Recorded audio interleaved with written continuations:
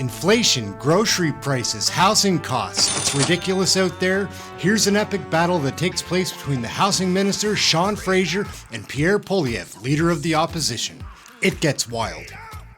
Leader of the official opposition. Mr. Speaker, he clearly didn't watch my Common Sense documentary, which is being widely acclaimed by all. If he had, he would know the facts. Our Common Sense plan takes the GST off for apartments that are affordable, below average cost. He wants to take it off just for $10 million penthouses. We want to take the bureaucracy out of the picture so home builders can build. He's got a $4 billion fund that, according to the City of Halifax, is funding more bureaucratic gatekeepers. So, why won't he watch the documentary, follow the Common Sense plan to get rid of the taxes and the bureaucracy and build more homes? The Honourable Minister of Housing. Mr. Speaker, it's fascinating. For him, it's about how many people are going to watch his Twitter videos. For me, it's about how many people are going to have a roof over their head. Hear, hear.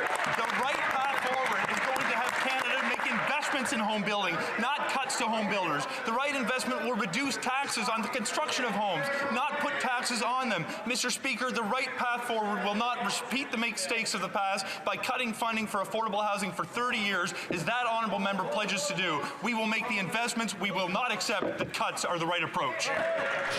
As a voter, this is very interesting. It's important. They keep going. But here's the reality. People don't have roofs over their head. After 8 years of this Prime Minister and his Housing Minister of photo ops and media puff pieces, the rent has doubled, mortgage payments have doubled, down payments have doubled. In his own home province, in Halifax, they now have 30 homeless encampments. 9 out of 10 young people say they will never be able to afford a home. And what have they done? Create a $4 billion housing accelerator that 2 years later hasn't completed a single solitary house. Why won't they get rid of the bureaucracy and the taxes so that we can bring homes Canadians can afford? The Honourable Minister of Housing. Mr. Speaker, the irony when I take criticisms about photo ops from that member is shocking, because he continues to use his opportunities to travel around the country on the government's dime to take pictures in front of projects that our government funded. The reality is the fund that he is talking about has secured agreements that will change the way that cities are built, not just in Halifax, but in Moncton, Kitchener, Kelowna, Calgary, Vaughan, Brampton, Richmond Hill, London, Hamilton, the province of Quebec, and I will continue the more time he gives. Who do you think won round number 2? Round number 3, here we go. Opposition. You know, all those homes in all those cities that he's talking about, they're all open concept. They have no walls, they have no windows, they have no roofs, they have no basements, no kitchens, no bathrooms. In fact, Mr. Speaker, other than that, they're the best homes you can imagine, and you'll have to imagine them because after 8 years, they still don't exist. So, instead of pouring billions of dollars into local government gatekeepers who block construction, why won't he follow my Common Sense plan to require cities boost housing construction by 15% a year or lose their money unless they beat the target and get a building bonus? Common sense. The Honourable Minister of Housing.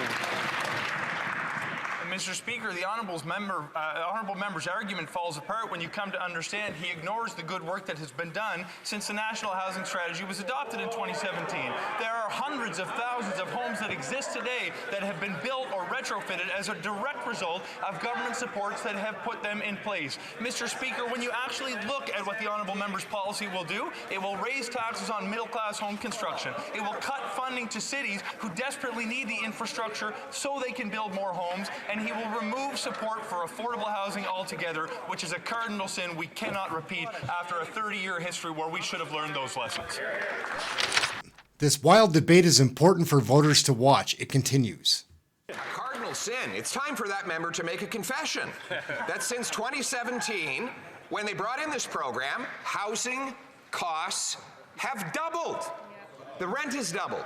Mortgage payments have doubled. The needed down payment have all Doubled. My common sense plan, which is in a 15-minute documentary he can watch between photo ops while he's being chauffeured around, would ensure that cities have to permit 15% more homes in order to keep their funding. It would take taxes off construction, including carbon taxes off of building materials, and it would require CMHC bureaucrats quickly approve financing or lose their bonuses and get fired. This is a common sense plan. Why won't he get working to implement it?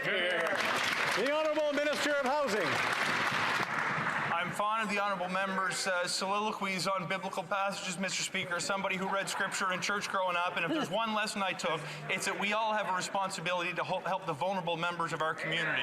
The reality is we have been investing since 2017 to put money in place that's actually going to support people who do not have a roof over their head, to build more affordable housing after 30 years of Liberal and Conservative governments not taking the issue of housing seriously. The honourable member plans to make cuts where we will make investment, and I know which path will put a roof over more of my neighbours' heads.